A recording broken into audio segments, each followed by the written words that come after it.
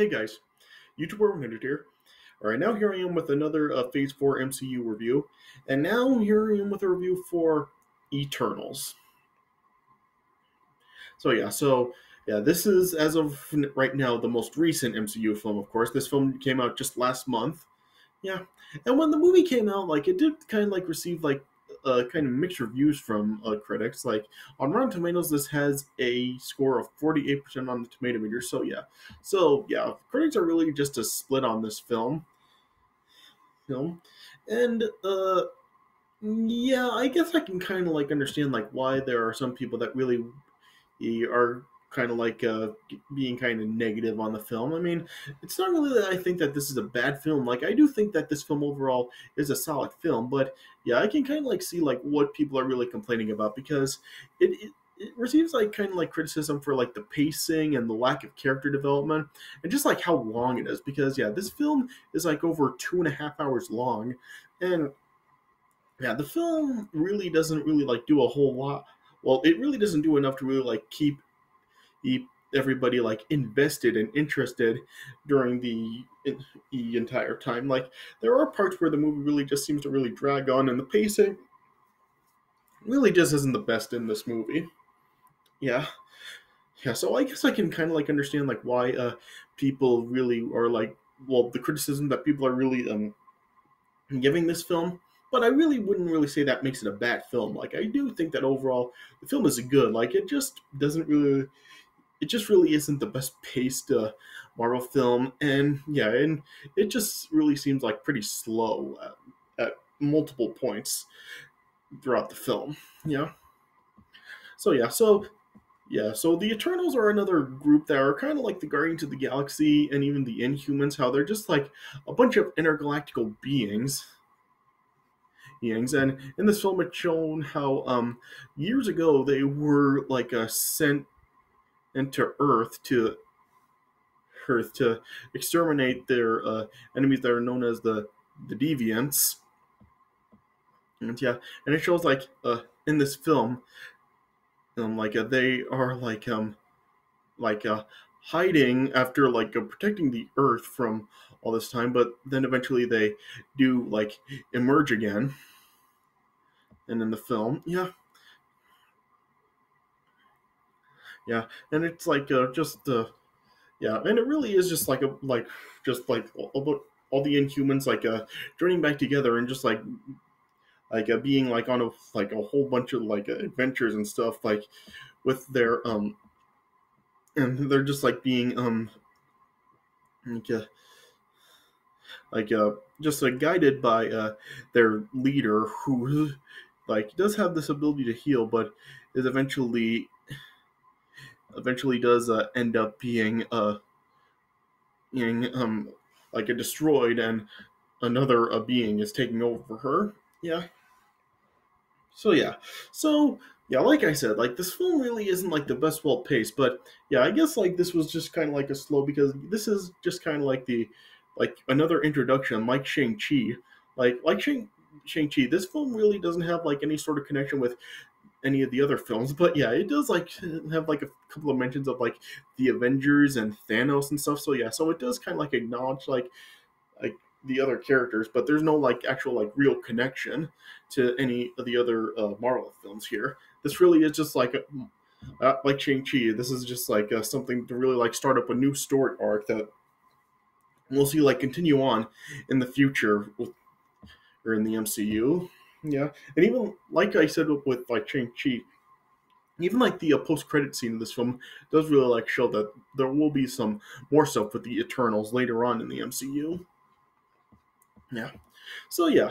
So yeah, like I said, while the film really doesn't isn't very well paced, it does kind of drag on and is pretty slow, but yeah, I still did enjoy watching this film enough. Yeah.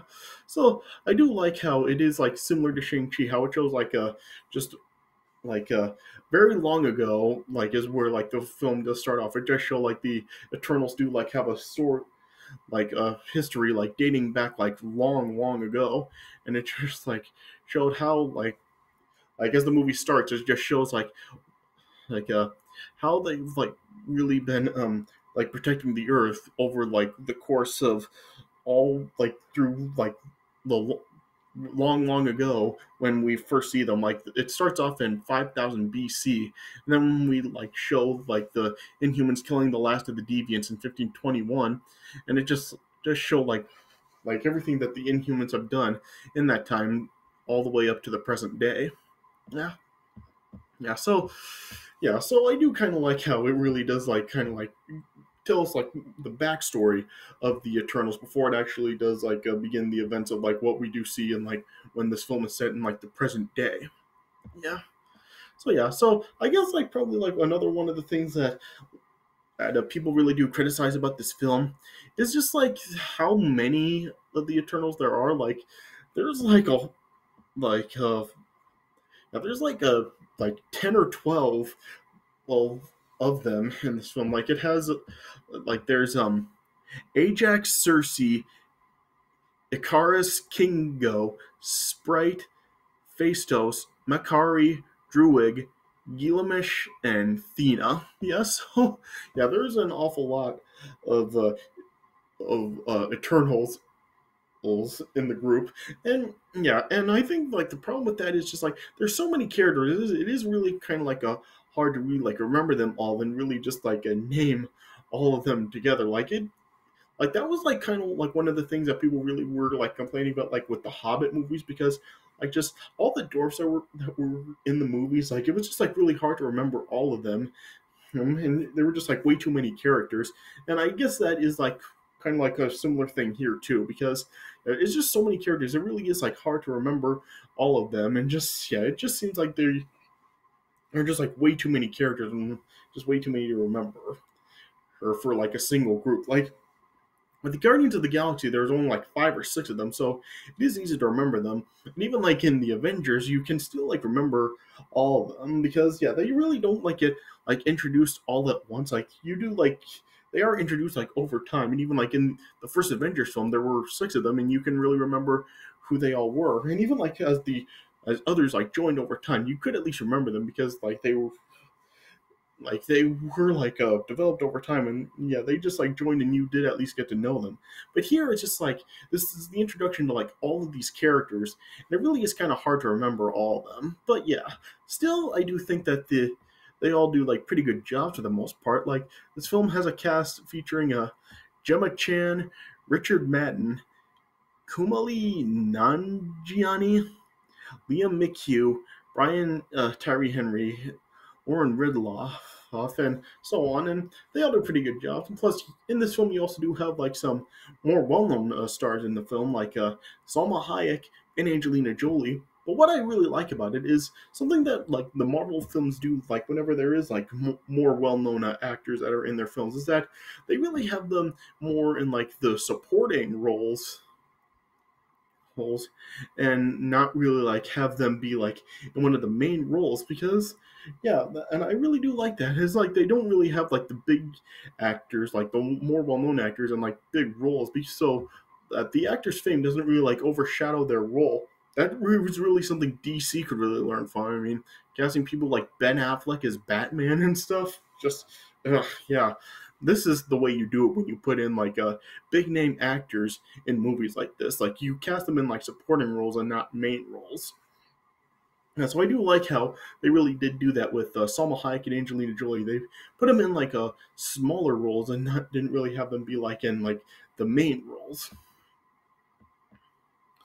Yeah, and like I said, I do think that like the cast in the film all do a pretty good job. I mean, yeah, it is kind of like hard to really like remember some of the stuff in the film because a lot just as I said, it is like really long and a lot of the stuff really just like drags on and is pretty slow. So it's kind of like hard to remember all this. So yeah, so I'm really not going to be like going over like the entire premise of this movie because yeah, of course, like this movie just came out last month, so it's not available on Disney Plus yet. So I can't actually go back and watch this film yet.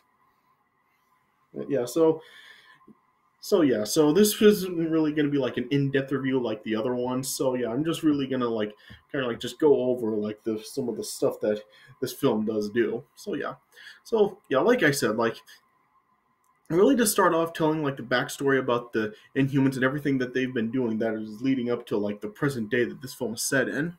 Yeah, yeah, and eventually, he the deviants, as I said, they are like were like killed by the Eternals, but they do eventually realize that, well, yeah, the Eternals realize that the deviants return, and they are now reuniting with their leader. Well, yeah, the yeah, let me rephrase that. Yeah, the deviants have returned, and so now the Eternals see that Ajax, who is played by Salma Hayek, is shown that she was killed by the by Crow, who was one of the deviants. And yeah, and then eventually, like Cersei, who's played by Gemma Chan. Yeah, Cersei is like the main star of the film. Cersei is chosen to be Ajax's successor, who now she has the ability to communicate with Urshin. I think that's how it's said. And who is voiced by David Kay.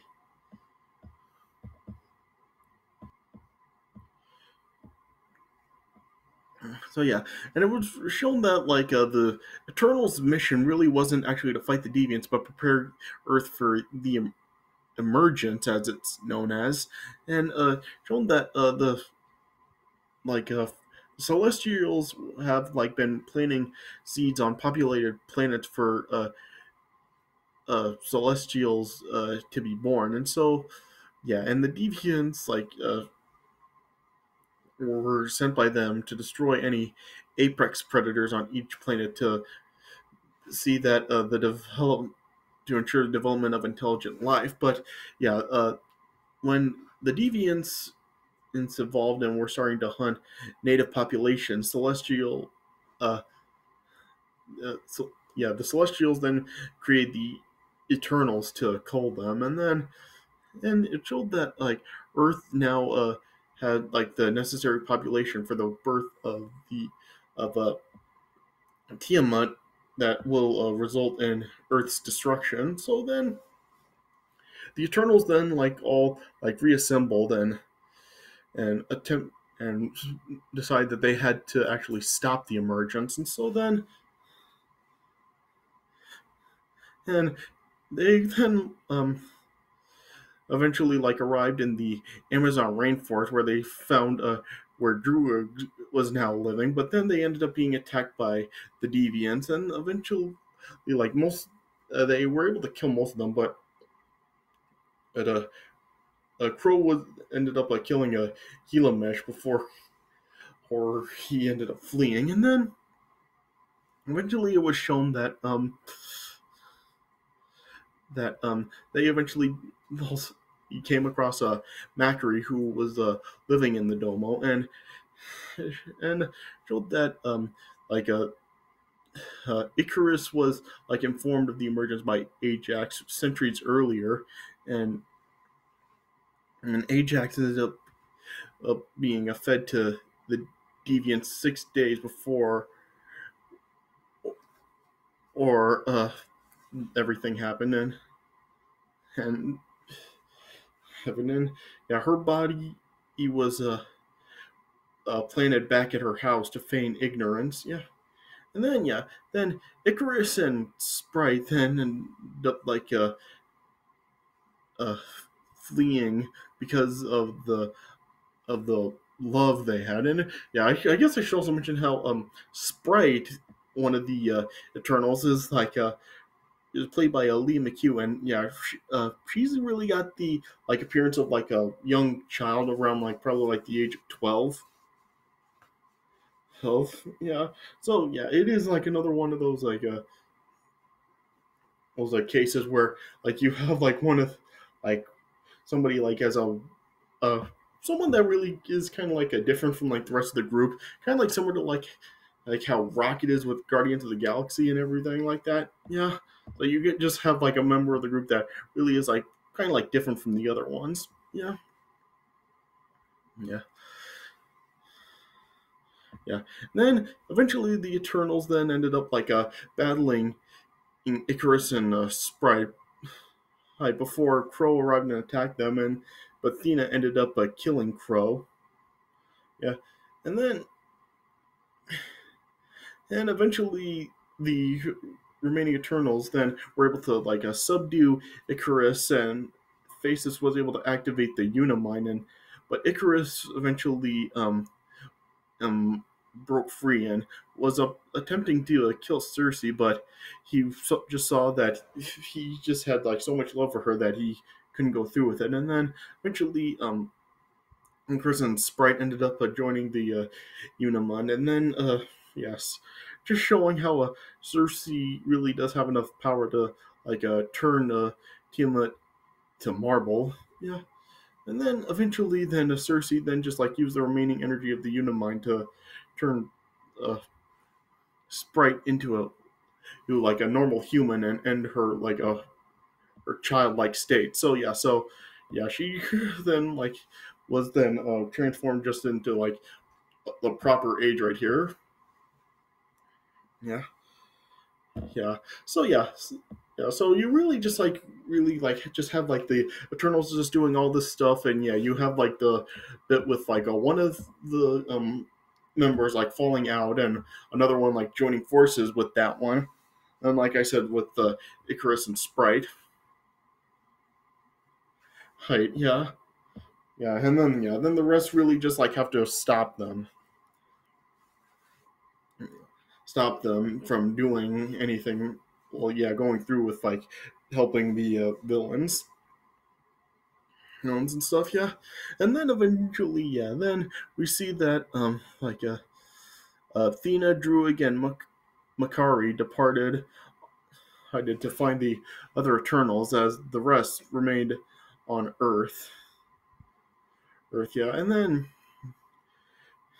yeah, and then yeah, then it just like showed that like until that Dane had some love for Cersei and was about to reveal a secret to he read about his family history, but then yeah, they all just ended up being just like remotely dragged into space by Arsium, and then yeah, Urshan then just like said that like he was like displeased with the treason, but decided to spare them if the eternal memories will show that humans are worthy of living, and just vowed returning for judgment, but ended up just like disappearing and taking the three of them with them. So yeah, so this is like setting up for like some more stuff down the road with the Eternals. Yeah, we don't know exactly what it will be. Yeah, this film really didn't confirm like what will happen next with them, but yeah, it does show that like there is going to be some more with them sometime. Yeah, and then yeah, then like in the mid credit scene we see that like uh Thanos' brother Eros also visited Athena, Makari, and Druig, and again showed that he had like a Pip the Troll, his assistant, offering them help. So now we got Thanos' brother into the equation, and yeah, so who knows what he's gonna do? Yeah, and then we had like the post-credit scene where it shows that Dane opened a chest that was inheriting stuff from his ancestors, and it had the like ebony blade inside of it. But then we just like hear the voice of like an unknown person, like just we don't see him, but he just like questioned Dane on whether he was ready for it. So yeah, so it was. They didn't actually reveal who this was, but yeah, yeah, this is another thing that just shows that like we'll be getting some more stuff with the Eternals down the road. So yeah, so yeah, so like I said, like this is like kind of like a slow kind of movie. Like there's nothing really like totally like groundbreaking about this movie. It's not real. It really isn't once again the hit that like a lot of the other Marvel films were. Well, I shouldn't really say hit, but not really like the big phenomenal classic that a lot of the other Marvel films have been. Yeah, but yeah, I guess like this is just like something to kind of just like a start up, like another story arc in the MCU, and just introduce the Eternals. And yeah, it'll probably get more interesting with them when like we see like the continuation for the rest of this stuff. Of whenever like we will get another Eternals movie, whenever that may be. Yeah, but now, like I said, while it does kind of like have like a lot of the understandable criticisms for the movie, like the pacing and the long length and everything. Yeah, yeah, I just still do think that for like an introduction for like some new characters, I do think that it is fine. And yeah, and I guess it really is just like something to really just set up for like some more story arcs in the MCU that we will see the continuation with in the future. So yeah, so if you, as far as what comes for recommending this film, uh, I really don't know. I mean, yeah, like I said, this really isn't like the classic that a lot of the other Marvel films have been, but yeah, I still do think that it is at least worth a watch. I mean, it is Marvel after all, but yeah, it is also something really like setting up for like some more events, as I've been saying. So I guess like as far as like a that factor goes, I guess like this movie is at least worth a watch. So yeah, so I guess I would probably give this film probably around I guess I would give it like 3 stars out of 4. Yeah, it probably is like one of the lower tier Marvel films, but it is still at least worth a watch. So yeah, so if you haven't seen it, I guess I would recommend checking it out. At least for like the sake of like a of like knowing what is gonna happen in the future and future for another story arc in the MCU. Kind of similar to like what I was talking about with like the post credit scenes of Shang Chi. So yeah, so these two films are really just like setting up for some more future events to go on in this next generation of Marvel films. All right, so yeah, so I guess like the film is at least worth a watch for that sake. All right, so yeah, so I guess that's really the best way I can put it. All right, so yeah, so I guess that's all I can really say. So yeah, so I guess this is for my review of Eternals. So I hope you guys enjoyed this review. I know this was like kind of like a different review. I didn't really like go through like everything that went on in the film. Like I did like talk about like really like the main points of the film, but I didn't really like go through it like as I do like in my usual reviews. Yeah, but yes, I just really tried to like make do with like the best I could with it. It just really like went as much my memory as I really could with the film since I couldn't go back and watch it to make this review. Yeah, but hopefully this review turned out okay for you guys. All right, so I hope you guys did enjoy this review, and yeah, and stay tuned as I got some more stuff coming on. Like next, I've got another Christmas review coming up, and then after that, then I'll be reviewing the original West Side Story in honor of the remake coming out. But as far as like the remake goes, I said that I was gonna give my thoughts on the remake. Well, there's been a there might be like a little bit of a change of plans for that. Like I'm still gonna make it, but there is like a little bit of a change of plans as far as that video goes. But yeah, I'll explain that to you guys when I actually do my review of the original film. So yeah, so stay tuned for that coming after my next video, which will be another Christmas review. Yeah, but stay tuned for that coming up. All right, but I hope you guys enjoyed this review. So thanks for watching, and I'll see you guys later.